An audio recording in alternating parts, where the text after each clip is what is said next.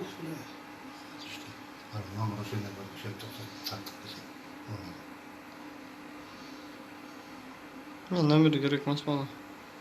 Bana özü gerek düşken geçeyim başka.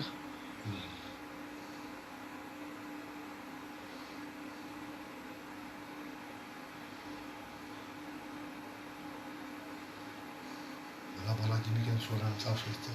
Tavsiye etti. O yaktan çıktı mı?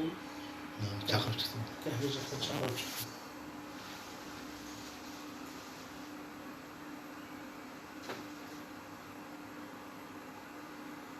Bana bir tatkan şey diyeceğim.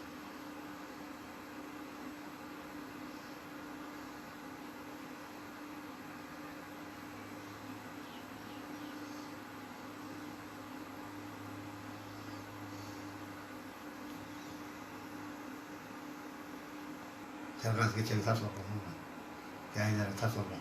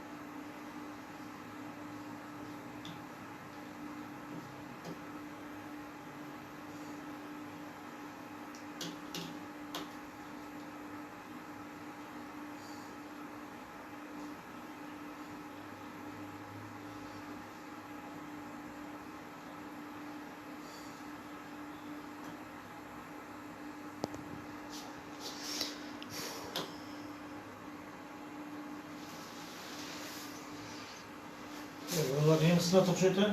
Ha. Ha? Düşken diyor. Ağzı bütün bol tarafları.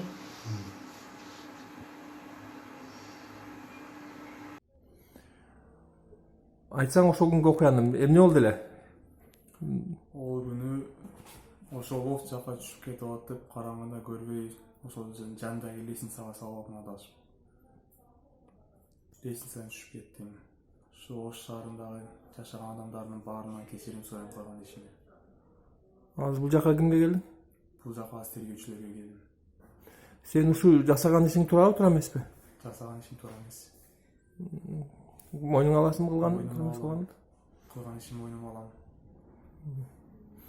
Эми ошол кетирилген чыгашаны төлөп бересиңби?